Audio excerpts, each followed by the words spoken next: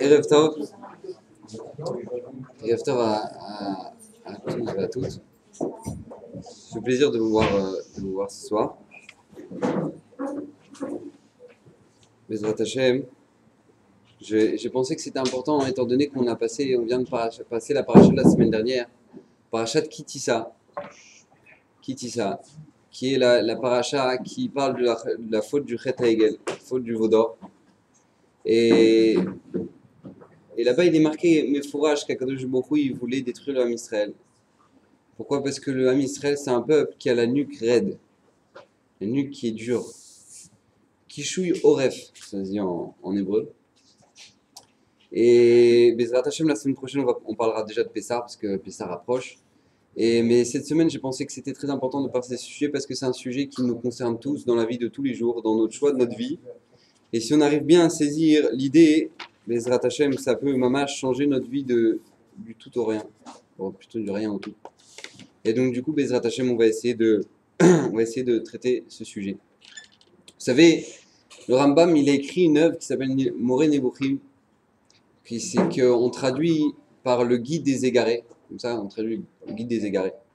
Maintenant, là-dedans, dans cette œuvre-là, le Rambam, il dit quelque chose de très particulier. Il dit que, vous savez, vous connaissez tous le Teilim de David Ameller qui dit « Jiviti Hashem le Nigdi Tamid » qu'Akadosh Baruch Hu réside devant moi à chaque instant, chaque seconde. Je souhaite qu'Hachem réside devant moi chaque instant. Avoir Hachem devant moi chaque seconde de ma vie. Et Béhémet, il dit le Rambam, c'est ça qu'un homme, un juif, il doit aspirer toute sa vie. Toute sa vie, un juif, il doit aspirer à ça, à voir Hachem devant lui chaque seconde. Maintenant, le Rambam, il précise bien, il dit, sachez qu'il n'y en a que quelques-uns dans l'histoire du monde qui ont réussi. Il n'y en a que 4. C'est qui? C'était Avraham, Yitzhak, Yaakov et Moshe Rabbeinu.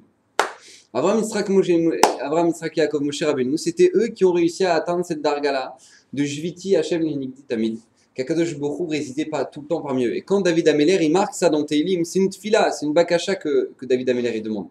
Mais c'est pas que Béhémet, il a réussi à ça. Même les plus grands des Névim n'ont pas réussi à ça.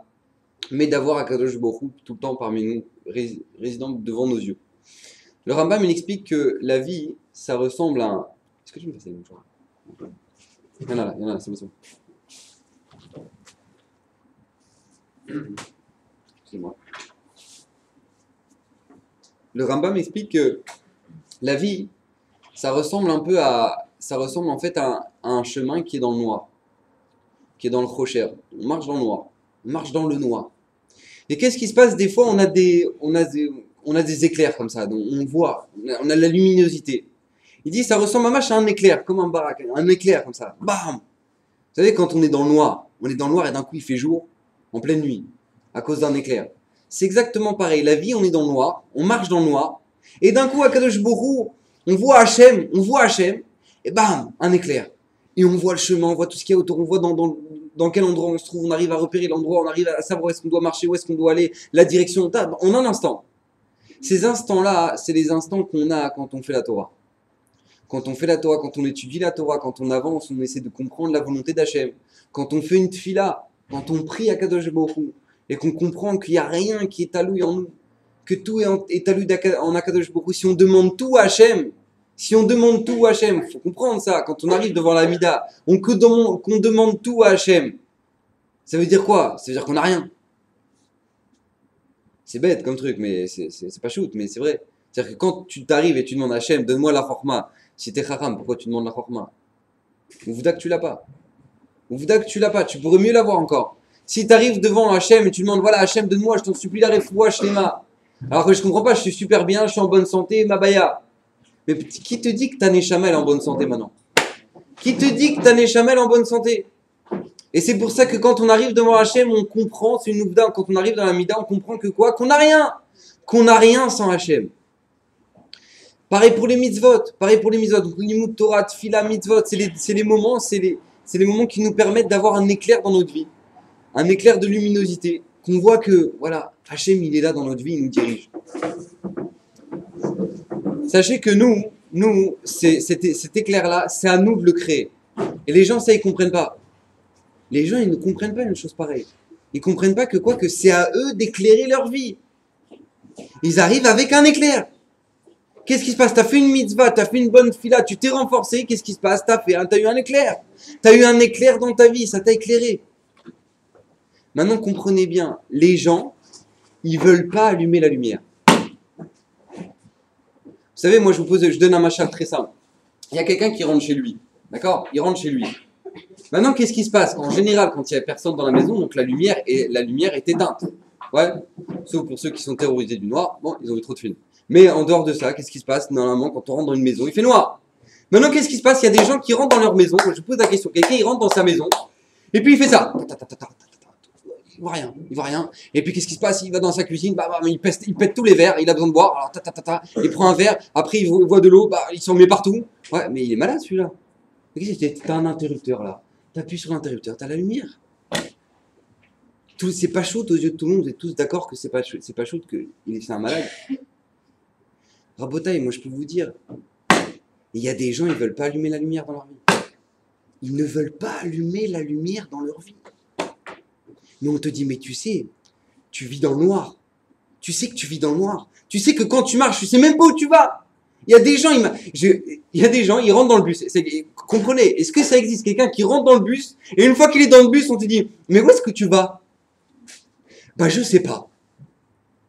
T'es monté dans le bus et tu sais pas où tu vas? Il y a des gens qui sont comme ça. Ils sont dans leur vie et tu dis, mais où tu vas? Il fait, mais je sais pas. Mais je sais pas où je vais. Mais tu te poses pas des questions.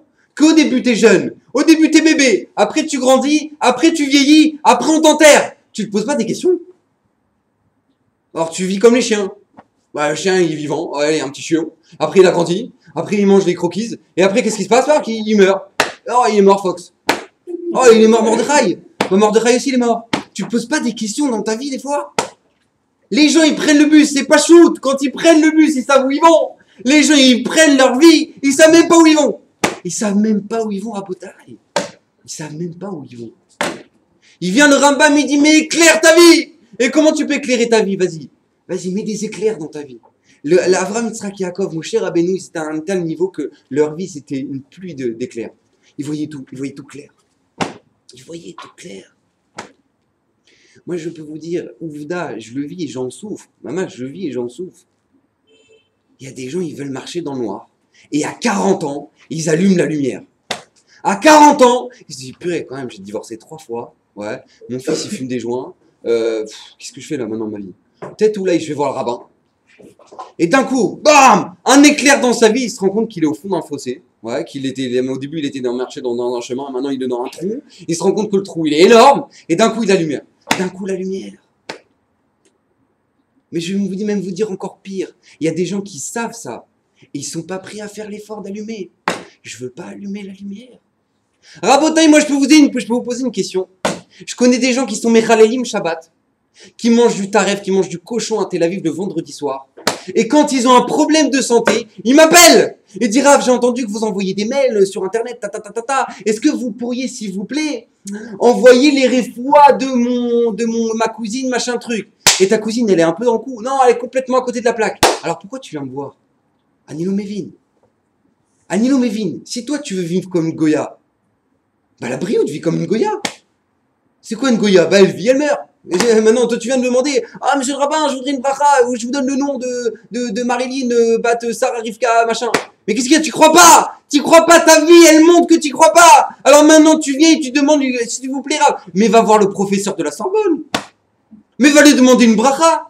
Pourquoi tu vas pas voir le professeur de la Sorbonne? Pourquoi tu vas pas voir les professeurs à Bar-Ilan? Pourquoi tu traverses l'autoroute, tu vas à Bnei-Brak pour t'en demander une bracha? C'est bizarre ça. Tu vis comme une Goya, tu vis comme un bon goy. Et après tu traverses l'autoroute et tu demandes une bracha au rabbin? Mais c'est bizarre, comment ça se fait? Parce que les gens ils y croient. Parce que les gens ils y croient.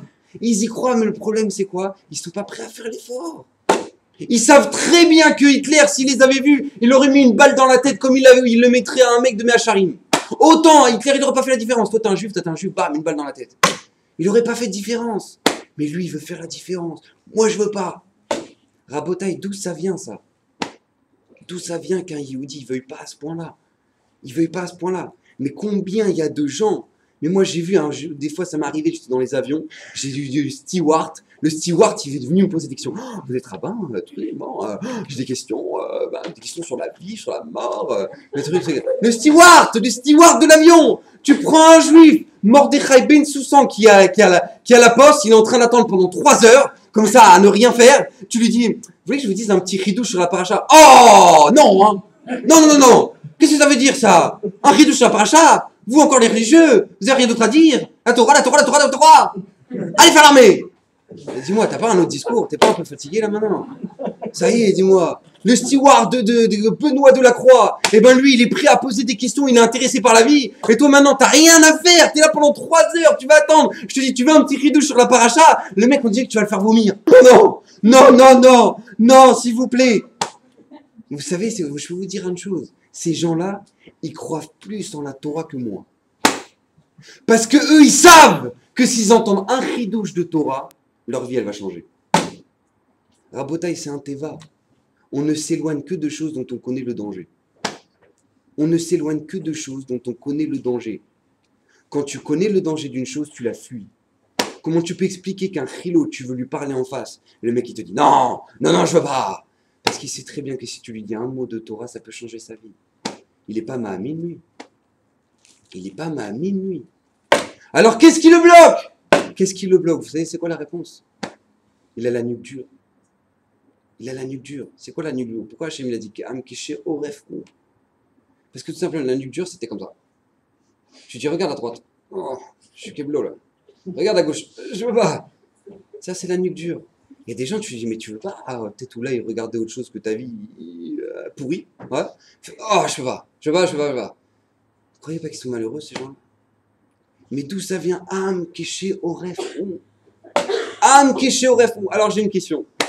Sur la paracha, même paracha de Kitissa qu'on a lu Shabbat. Akadosh Baruch Hu, quand il a vu la lourdeur du Ham Israël, il a vu que quoi? Un veau d'or au pied du Har Sinaï. Le Har Sinaï, il est en feu. Il voit les éclairs, il voit le tonnerre, il voit tout. Il voit le Har Sinaï en feu. Et qu'est-ce qui se passe? Il faut un veau d'or. Il n'y a pas un autre endroit pour faire ça. Franchement, il n'y a pas un autre endroit pour faire ça. Non, là, au pied du Har Sinaï, un veau d'or. Alors, Botaï, quand ils ont vu ça, quand Moshe Rabbeinu il a vu ça, quand Hachem il a vu ça, il a dit comme ça, écoutez bien. Vayomer Hachem el Moshe, Raïti et Amazé, Veine Am Keshe Oref Un. J'ai vu ce peuple et j'ai vu que c'est un peuple à la nuque raide. Vous sentez raide? Nuque dure. Mon nuque dure. Vata, Ini Chali Vachar Apibaem, Veichalem, Vease Otra Legoy Gadol. Maintenant, Akadosh Baruch Hu dit à Moshe Rabbeinu, laisse-moi faire. Je vais tous les éclater. Et je vais faire de toi un nouveau peuple. De toi, Hachem. Hachem, il dit à Moshe Rabbeinu, de toi, Moshe, je vais faire de toi un nouveau peuple. À ce moment-là, commence toute la tfila extraordinaire de Moshe Rabbeinu, que Bisruto, on est encore vivant à l'heure d'aujourd'hui. La tfila de Moshe Rabbeinu extraordinaire qui dit à Moshe Rabbeinu, Hachem, si une chaise qui a 3 pieds, qui sont Abraham, Yitzhak, Yaakov, ils n'ont pas tenu. Une chaise qui a 3 pieds, ils n'ont pas tenu. Une chaise qui a 1 pied, elle va tenir. Moi, je vais créer un peuple, moi. Qui je suis? La tfila extraordinaire, 40 jours, 40 nuits, Moshe Rabbeinu, pour demander pardon à Hachem. Et qu'est-ce qu'il dit? Écoutez bien ce qu'il dit Moshe Rabbeinu, c'est un truc de fou. Écoutez bien ce qu'il dit. Vayomer Imna, une fois qu'Hachem lui pardonne et qu'il demande Moshe Rabbeinu qu'Hachem réside dans le Ham Israël. Écoutez bien ce qu'il dit. Vayomer Imna Matzah Tichen Benecha Kadosh Baruch Hu, si je trouve grâce à tes yeux. Hachem Yelech Na, Hachem Bekirbenu, qu'Hachem réside parmi nous. Ki Am Keshe Orefu. Car c'est un peuple à la nuque dure. Vesalarta, et tu pardonneras la vonin khatatanu khaltanu. Tu pardonneras nos fautes. Mais j'ai pas compris, Moshe. T'as pas une autre chose à dire? Hachem, il y a 40 jours, il voulait éclater tout le monde. Pourquoi? Parce que Am Keshe Orefu. Maintenant, toi, le seul mida que tu as trouvé, toi, Moshe Rabbeinu, pour qu'Akadosh Baruch Hu réside parmi nous, Hachem, s'il te plaît, réside parmi nous, car c'est un peuple à la nuque dure. Eh ben, merci Moshe. Merci Moshe. Moshe, peut-être tu dis autre chose. Ou là, tu dis, ils font beaucoup de chesed. Ouais. Ou là, tu dis, je sais pas moi. Mais tu dis autre chose. Hachem voulait nous éclater à cause de ça. Toi, maintenant, tu viens te dire, Kiam Keshe Orefu. Hachem réside parmi nous, Kiam Keshe Orefu. Rabotaï, c'est là-dessus que je vais construire le yesod du shiur. Et on va en sortir quelque chose d'absolument extraordinaire. Cette mida-là de âme qui est chez au rêve, d'avoir le peuple, d'être un peuple à la nuque dure, comprenez que c'est ça qui a détruit le Ham Israël. Mais Mitzad Sheni, c'est ça qui a construit le Ham Israël. Je m'explique. Il y avait, je ne me sais pas si vous vous souvenez, en tout cas je vous le ramène, il y avait à l'époque de Yoshua Binu. Yoshua Binu, il a fait une guerre. Il a conquis Yericho et Eretz Israël. Et qu'est-ce qui se passe une fois qu'il a conquis Yericho? Il a fait un tnaï que personne ne doit reconstruire Yericho et habiter à Yericho. Maintenant, il y a un juif, qui se croit plus malin que les autres, qui s'appelle Chiel Ben Betalevi. Chiel, lui, il s'est dit non, moi, tu sais quoi, la vérité, je vais me faire une petite villa de vacances à Yericho.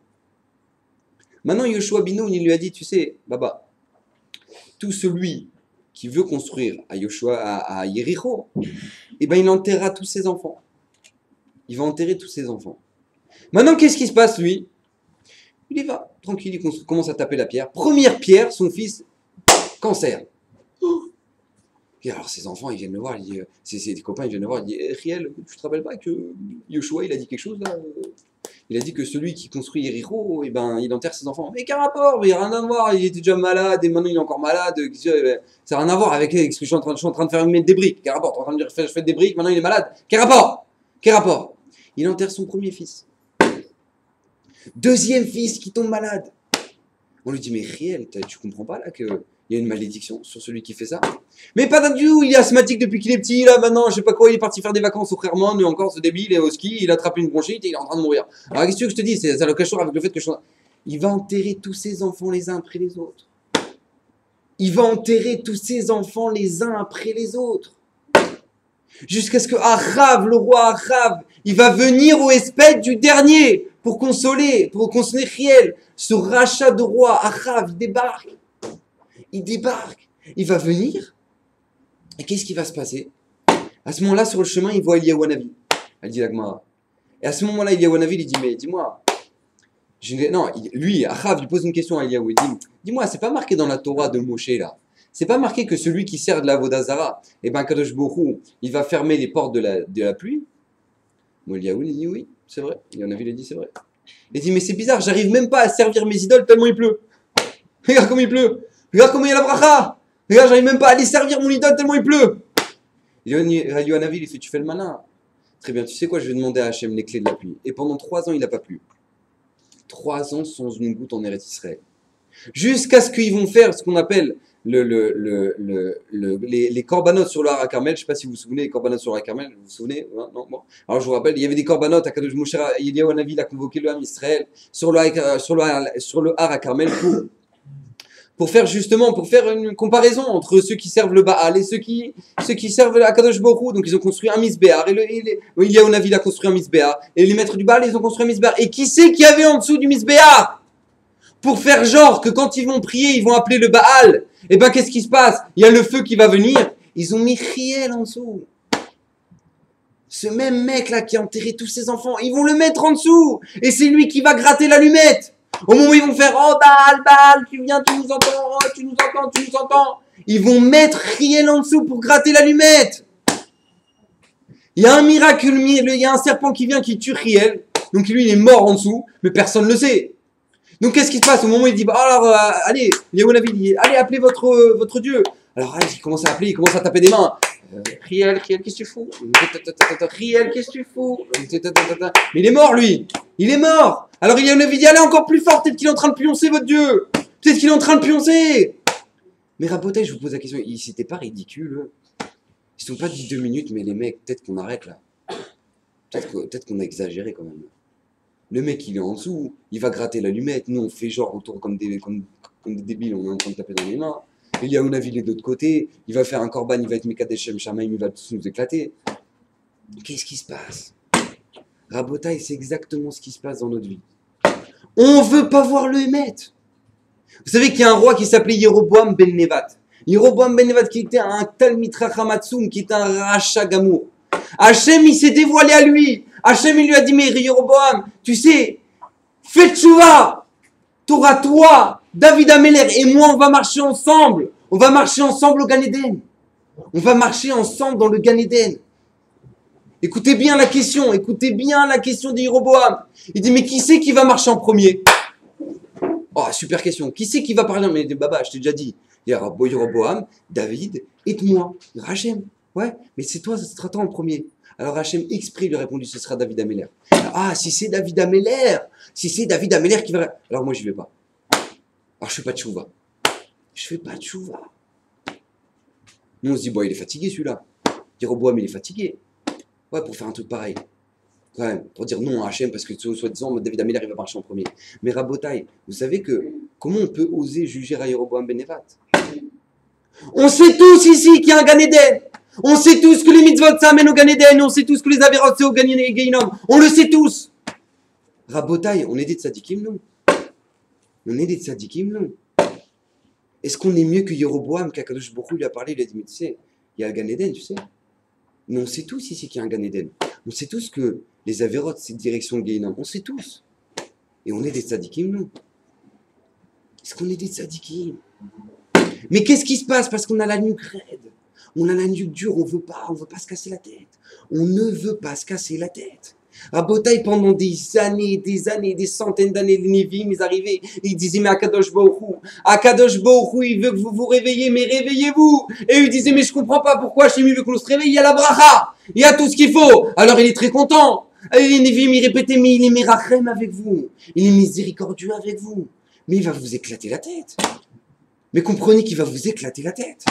Ils ne voulaient pas jusqu'à la destruction du Beth Amikdash, où ils mouraient avec leurs idoles dans leurs mains. Rabotaï, dans notre vie à nous, Hachem nous a fait une matane extraordinaire. Eretz Israël. Une terre sur laquelle les gens ont témoigné que quand ils venaient avant la construction de ce pays, avant qu'ils viennent, il y avait pas, c'était un désert, il n'y avait rien, on ne pouvait rien faire de ce pays. Regardez ce qui se passe maintenant. Regardez cette matana qu'Hachem nous a fait. Vous arrivez à comprendre qu'on doit discuter le Chilul Shabbat. On doit discuter le Chilul Shabbat. Matana tova yeshli bebet nazai Yashem. C'est marqué dans la Gemara dans le Shabbat. Matana tova, j'ai une bonne matana extraordinaire, un cadeau d'Hachem, un cadeau du Boré Olam. Yeshli bebet nazai, dans mon trésor. Ve Shabbat Shema. Et ça s'appelle Shabbat. Qu'est-ce qui se passe? On arrive en Eretz Israël, pépère, 4 milliards d'Arabes qui veulent nous éclater la tête, ouais, et nous on est là tranquille, et Shabbat on s'en contrefou. Mais le cadeau d'Hachem, t'es sur une terre où Hachem il t'a fait une matana, t'es vivant, t'es en Eretz Israël, t'es pas là-bas au Japon, je sais pas où, t'es là-bas je sais pas où, en Norvège, t'es ici en Eretz Kodesh, tu peux te renforcer, qu'est-ce qui se passe? On doit discuter le Chilul Shabbat, Rabotai. On doit expliquer. Attends, mais vous comprenez qu'on ne doit pas prendre le bus pendant Shabbat. C'est important. Mais de quoi on parle? Sur un miracle que tout le monde a vu. Sur des nissim, des niflot qu'on vit tous les jours. Et tu dois expliquer aux gens de discuter le Shabbat. Alors c'est super, là on arrive avec un résultat magnifique. Regardez ces élections. Regardez ce qui représente le Ham Israël. Des haineux de la Torah.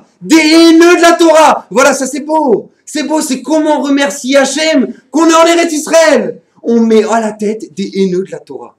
C'est marqué Mefourash dans la Gemara. Gadol Talmud Torah miatzalat nefashot. C'est plus grand le Talmud Torah que sauver des vies. C'est plus grand Talmud Torah que Hatzalat nefashot. Maintenant tu prends des Bachorim. Et on va construire tout un système de politique. Et ça va être ça mon argument de tête aux élections. On va les faire sortir des yeshivot. Rabotai, écoutez bien ce que je vais vous dire. Celui qui croit que le plus grand responsable du Mossad, il vaut plus qu'un enfant de 13 ans qui étudie des Mishnayot, en lo chelek leolam haba. En lo chelek betriat hametim. C'est une Gemara mefourchet. Gadol Torah miatzalat nefashot. C'est plus grand le Talmud Torah que sauver des vies. Comment tu peux arriver t'es face à une Gemara? El lo chelek l'olam haba. El lo chelek betorat Moshe. Et tu commences à discuter. Et on doit expliquer. Mais tu comprends, c'est important qu'il y ait des gens qui étudient la Torah, notre culture ancestrale. Mais Baba, t'as déliré ou quoi? T'as déliré ou quoi? Comment c'est possible que l'homme Israël se retrouve dans un matzav pareil? Vous savez pourquoi? Parce qu'on a la nuque raide, on est difficile, on a la tête dure. Mitzat Sheni comprenait, Mitzat Sheni que quand Moshe Rabbeinu il a vu ça, quand Moshe Rabbeinu il a vu que l'homme Israël il peut arriver à un tel matzav, Moshe Rabbeinu il a dit à Kadosh Baruch Hu, je t'en supplie pardonne-les. Moshe, je t'en supplie pardonne-les, pardonne-le à Israël, parce qu'ils ne sont pas conscients. Ils ne sont pas conscients que s'ils mettent cette midala dans le bien, c'est ça qui va les faire sauver 6000 ans de galoute. 6000 ans de galoute, c'est grave Bisrout Ma. Bisrout, ce koach-là, que le juif, il a la tête dure. Le juif, il a la tête dure. D'où ça vient d'Avram Avinu? Il était tout seul. Il était tout seul. Néguède le monde entier. Et il s'en foutait de tout le monde. Moi, j'ai compris qu'il y a un Dieu. J'avance, je trace. J'avance, je trace. J'ai compris qu'il y a un Dieu. Michaël, Hananiel et Azaria. Écoutez bien. 3 Névim à l'époque de Nabucodonosor. Maintenant, la Gemara, elle raconte que Nebuchadnezzar, c'est marqué dans la Gemara qu'au moment où il régnait sur le monde, il n'y avait pas un chien qui souriait. Tellement il faisait peur à tout le monde. Il faisait peur à tout le monde. Maintenant, envoie, réception de la lettre au roi de Michaël, Hananiel et Azaria. Écoutez bien, je vous lis la lettre. Mon cher roi, si jamais tu décides d'augmenter les impôts, tu as tous les droits, tu es le roi. Dina de Malchuta, tu as tout le droit. Mais si jamais tu nous demandes maintenant de se prosterner devant ta statue, sache que à nos yeux, il n'y a pas de différence entre toi et un chien. Qui c'est qui peut oser parler comme ça? Sache qu'il n'y a pas de différence à nos yeux entre toi et un chien. Il parle à celui dont tout le monde a peur. Ça, c'est le Ham Israël. Et Moshe Rabbeinu, ça, il l'avait vu. Quand je sais que Moshe Rabbeinu, il avait compris que quand il voit le Ham Israël, il voit la nuque raide du Ham Israël, il avait très bien compris, Moshe, que c'est ça qui allait sauver dans toutes les générations. Quand Mordechai, il arrive, et que Mordechai, il se prosterne pas devant Haman, parce que, comme on l'a expliqué dans le shiur, parce qu'il savait très bien, Mordechai, qu'il fallait racheter la faute du Ham Israël, racheter le fait qu'il se soit prosterné à la statue Nebuchadnezzar. Et que lui, pour acheter cette faute-là, il se prosterne pas. Et il s'en fout de tout le monde. Rabota, il s'en tape de tout le monde, Mordechai. Et même les juifs qui viennent et qui lui disent, oh Mordechai, arrête de faire ton religieux. Vraiment, avec te marmire comme ça, pas te prosterner, vraiment, tu vois pas que tu nous amènes des problèmes. Et ben Mordechai, il bouge encore moins. Et Tafka, il va se mettre devant Haman, il bouge pas. Tafka, béchif. Je vais me mettre devant Haman et je vais pas bouger. Pourquoi? Parce qu'il savait très bien, Mordechai. Il savait très bien que c'était ça la capara. Et il s'en fout de tout le monde. Rabotai, comment c'est possible qu'un homme il arrive à un tel niveau? Vous savez pourquoi? Parce que c'est un âme qui est chez Oref. C'est un peuple à la nuque raide. Moshe Rabbeinu, il est arrivé devant Moshe Rabbeinu, Akadosh Baruch Hu, il a dit Moshe, Akadosh Baruch Hu, je t'en supplie, juge-les les caves zéchout. C'est vrai, ils se sont plantés, c'est vrai, ils ont fait un veau d'or, c'est vrai, ils ont fait une lourdeur. Mais sache que c'est cette mida-là qui les sauvera dans toutes les générations. Dans toutes les générations, c'est ça qui les sauvera.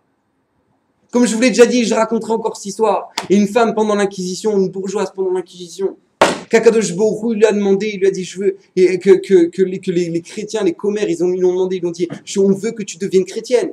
Tu veux pas devenir chrétienne, on va te faire une souffrance, on va te torturer à mort. Elle a dit, mais torturez-moi. Mais torturez-moi. Mais c'est quoi, ça va être quoi la sentence? On va la tirer par ses cheveux, tirer par un cheval dans toute la ville. Dans toute la ville, on va la tirer comme ça. Rabotai, cette femme-là, elle a dit, mais je suis prêt à mourir, Bekidouch Hashem. C'est quoi la dernière demande de la condamnée à mort?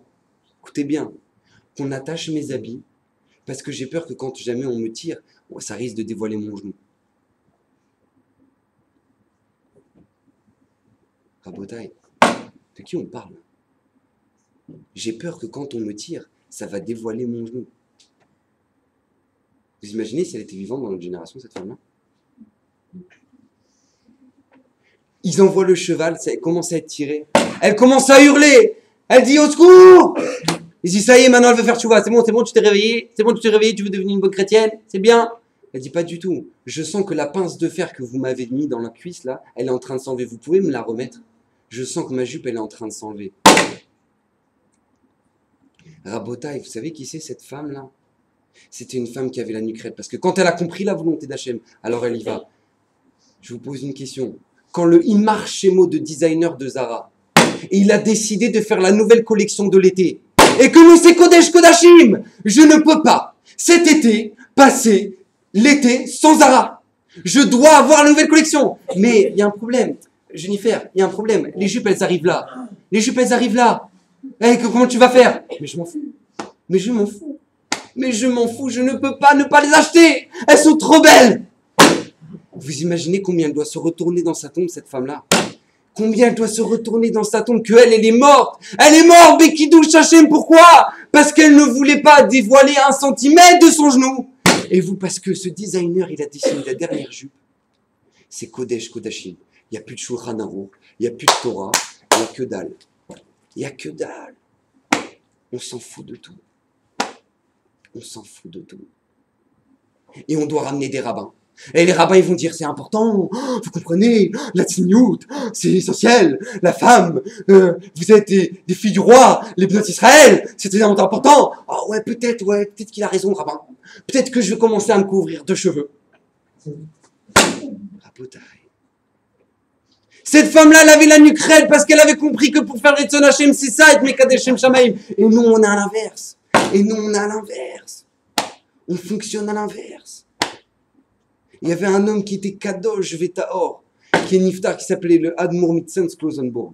C'est celui qui a fondé toute la Kiyila de Tzons à Natania. C'est le Admour de la Chassidoute de Tzons. Je vous raconte des histoires, vous allez péter un câble. Vous allez comprendre ce que c'est qu'un juif.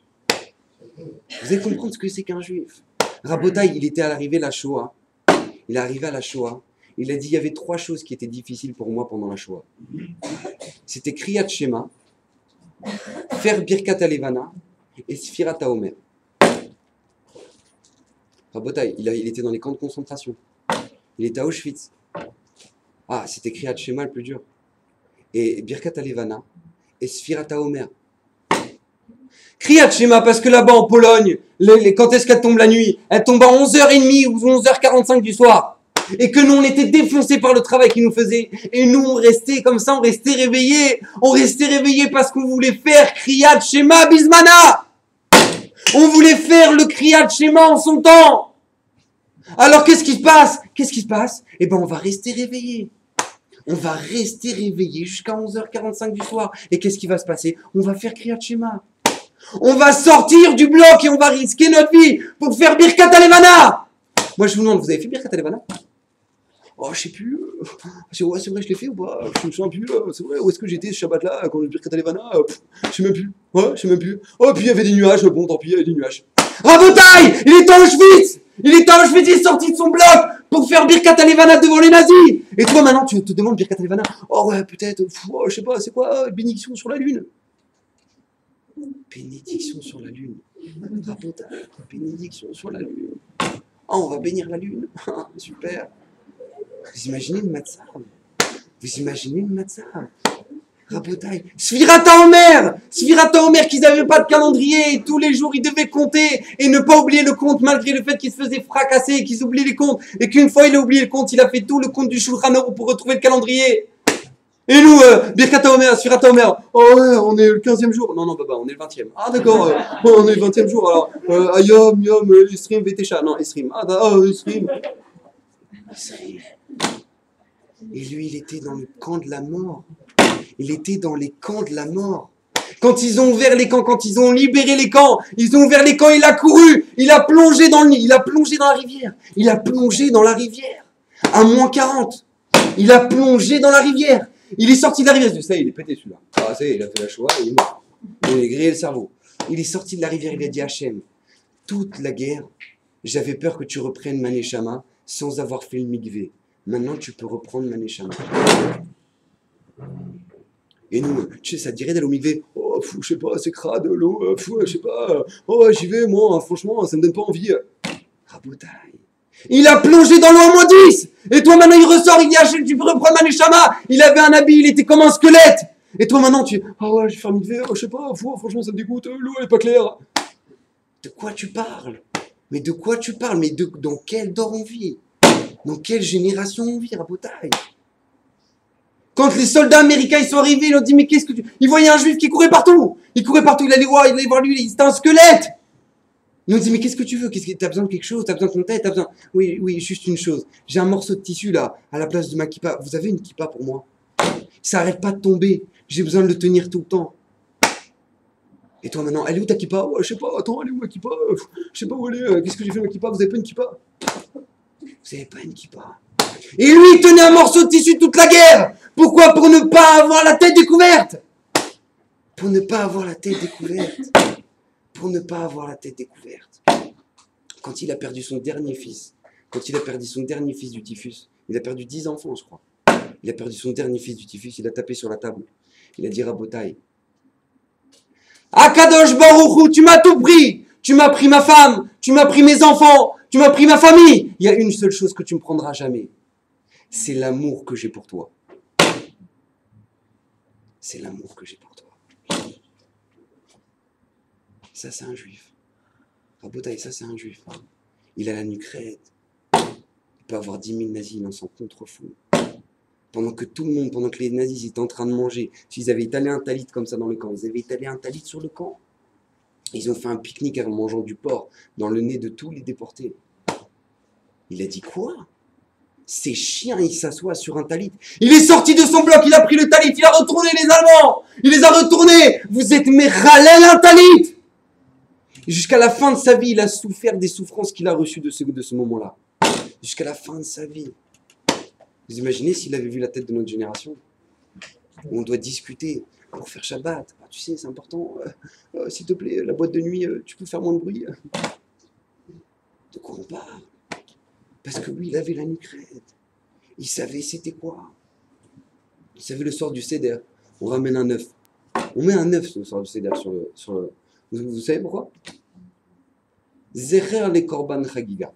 En souvenir du Korban Chagiga. C'est quoi le Korban Chagiga? C'était le Korban qu'on ramenait à chaque fois qu'on montait chaque Moadim, Pessar, Shavuot, Sukkot, on ramenait pas seulement le Korban Pessar, mais on ramenait avec un Korban Chagiga.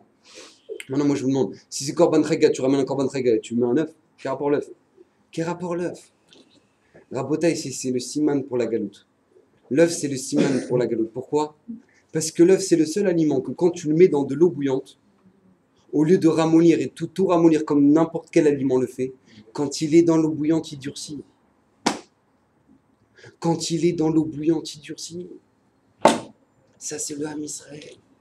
Quand maintenant on veut nous taper sur la tronche, comme des chiens, on veut nous taper sur la tronche. Le Ham Israël, il est là. Mais qu'est-ce qu'ils me veulent, ces goûts? Et si ça fait 6000 ans qu'on existe, c'est pas parce qu'on met des jeans diesel. Hein. Il y a des gens qui se trompent, il y a des gens qui pensent que c'est parce qu'on met des jeans diesel qu'on est encore là. Rabotai, c'est pas parce qu'on met des jeans diesel. C'est parce que quand il y a un juif de Théman qui arrive de l'autre bout du monde et qu'il y a un juif de Norvège qui se retrouve en Eretz Israël et qu'il y en a un qui dit Gadal, Vit Kadash, chez mes rabbins, l'autre il répond Amen. Maintenant ils ont rien à voir, ils parlent même pas la même langue, ils ont même pas la même couleur de peau, ils ont même pas le même habit, ils ont rien à voir, rien à voir. Le seul rapport, c'est que tu peux me prêter tes tefilines s'il te plaît? Je les ai pas mis ce matin. Ça, c'est le seul rapport qu'il y a entre tous les juifs du monde. Tous les juifs du monde, ça, c'est le seul rapport. Notre Torah Kdosha. Notre Torah Kdosha, Rabotai. Ça, c'est le seul rapport qu'il y a entre tous les juifs du monde. Et le Ham Israël, quand il tient sa Torah, il n'y a personne qui peut le faire descendre. Il n'y a personne qui peut le faire descendre. Alors, j'ai un problème. Alors, d'où ça vient? Comment ça se fait que nous, on peut avoir la nuque raide à l'inverse? Comment c'est possible que nous, on peut avoir la nuque raide à l'inverse? Baruch atah Adonai Eloheinu melech haolam shakol nihya bidvaro. Amen.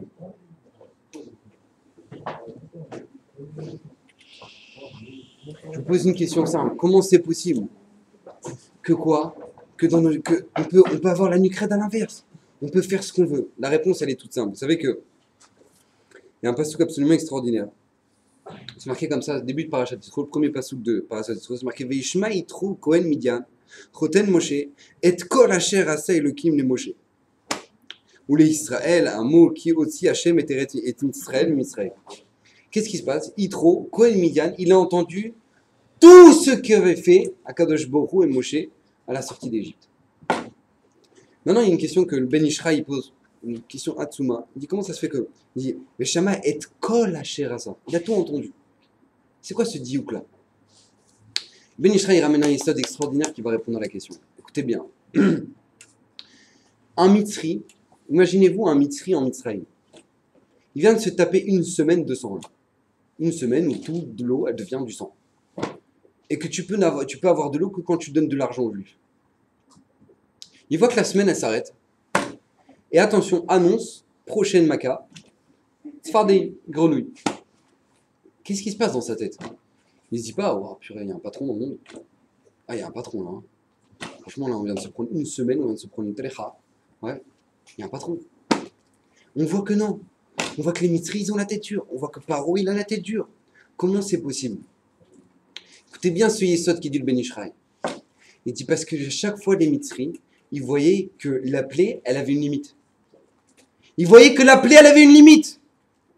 Une semaine de sang, une semaine de grenouille, une semaine de poux, une semaine... À chaque fois, il voit qu'il y a une limite.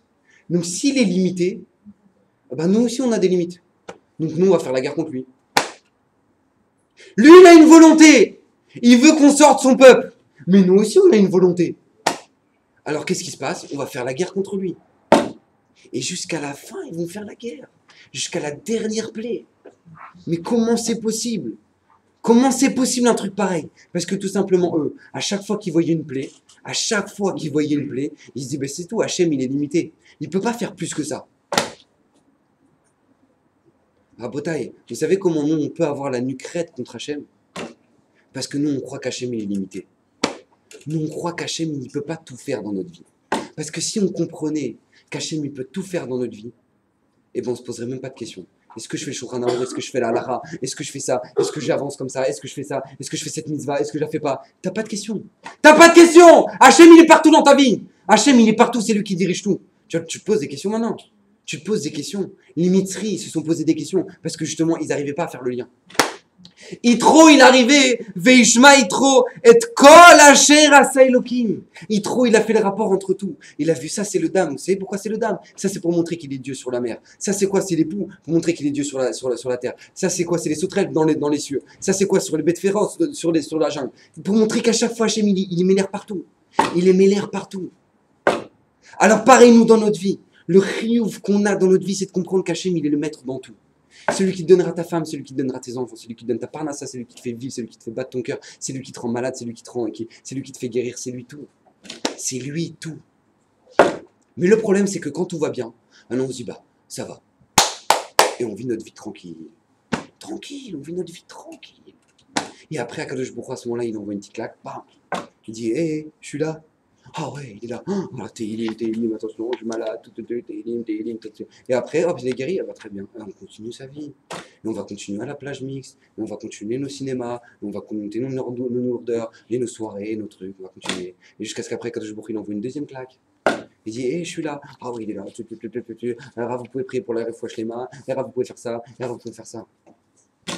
Parce qu'on n'arrive pas à comprendre qu'Hachem, c'est lui qui fait tout dans notre vie. C'est lui qui dirige tout dans notre vie. C'est lui qui fait tout dans le Ham Israël. C'est lui qui fait tout dans le monde. On a un choix à faire. Est-ce qu'on veut être associé à lui ou pas? Est-ce que tu décides d'être associé avec Hachem dans le fonctionnement du monde ou pas? C'est tout ce que tu as à faire. C'est tout ce que tu as à faire. Alors comment faire ça? Comment faire ça? Vous savez qu'il y a une Mishnah qui est absolument incroyable.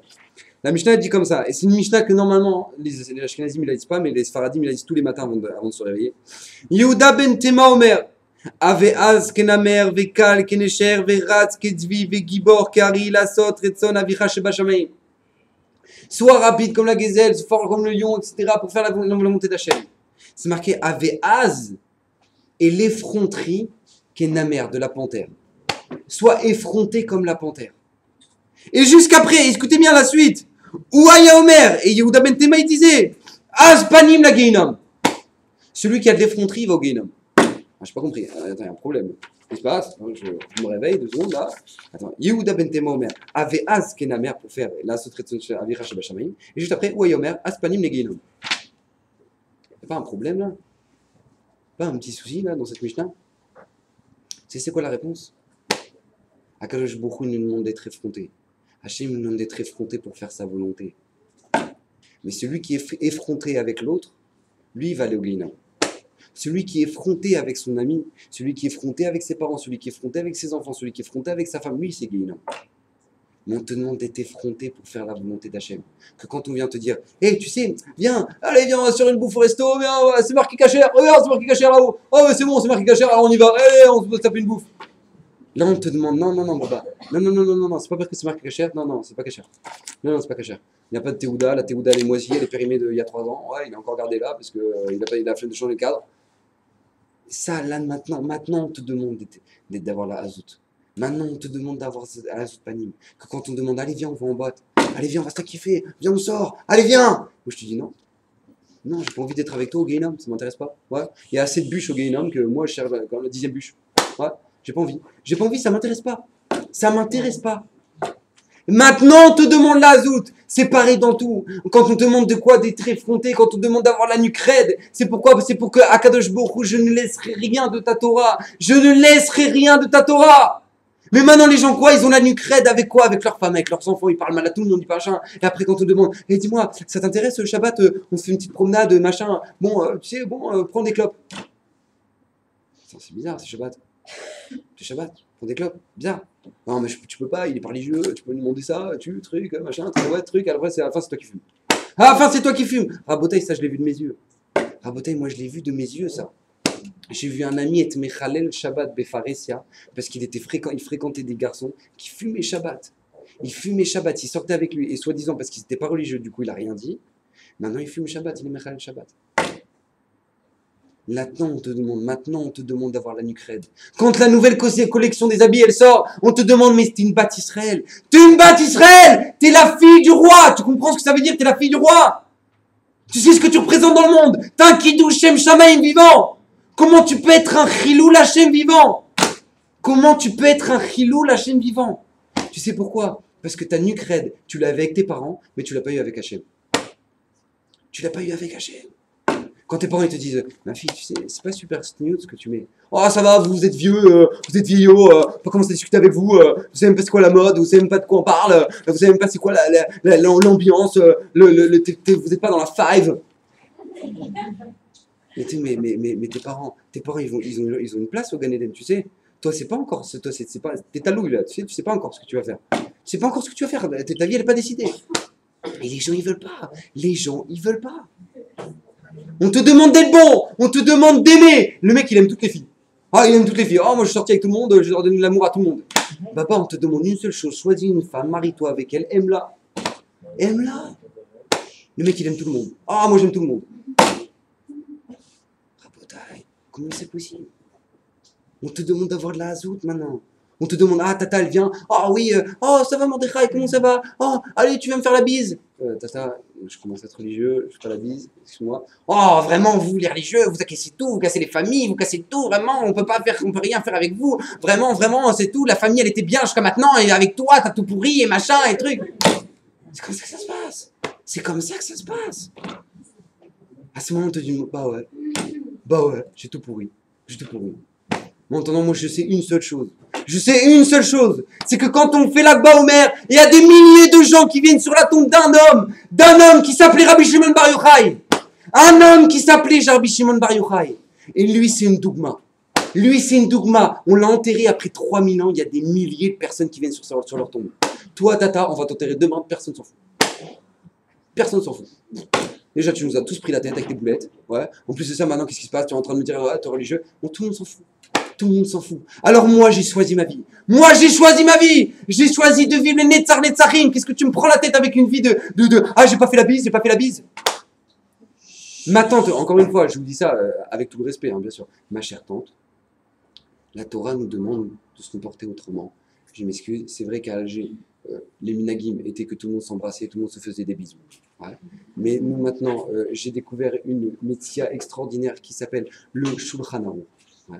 Et qui nous demande de savoir se comporter comme il faut. Et qu'on ne peut pas faire la bise. Excuse-moi, Tata, je te respecte énormément, je te respecte, vraiment, je continuerai à avoir des bonnes relations avec toi, etc. Mais sans se toucher, c'est pas grave, hein. On peut ne pas se toucher, tu vas pas mourir parce que, si, je vais mourir. Et tu sais quoi? Je vais appeler ta mère! Je vais appeler ta mère demain, et je vais lui faire un scandale, et je vais dire c'est pas normal. Quoi? Ton fils, il me fait plus la bise. Qu'est-ce que j'ai fait? Hein, je pue? Qu'est-ce qui se passe? Rabotaï, ça se passe comme ça. Ça se passe comme ça, vous vous rendez compte? Vous vous rendez compte? Ça, c'était le âme qui était au Arsinaï, ça. Ça, c'était ceux qui ont reçu la Torah. Ça, c'est ceux qui ont entendu Anori Hashem. Ça, c'est ceux qui ont entendu Anori Hashem Elokecha. Que quoi, pour une halakha, tu commences à faire un truc. Pour une halakha, tu commences à faire un truc. Akadosh Baruch Hu nous demande d'être clair dans notre vie. Akadosh Baruch Hu nous demande d'avoir un tzechel yachar. Akadosh Baruch Hu nous demande allumer la lumière dans votre vie. Allumer la lumière dans votre vie. Pas parce qu'Hachem il va venir après avec une baguette, il va commencer à faire attention, c'est pas bien. Hein. Ah, tu n'as pas fait ce que je voulais. Hop, tu vas aller au Guéhinam. Tac, allumer les feux. Bam. Non, c'est pas pour ça. Hachem il s'en fout. Hachem il pleure de ça. Hachem il pleure de voir des Neshamot qui vont au Guéhinam. Il pleure de ça, Hachem. Il souffre de ça, Hachem. Il souffre de ça.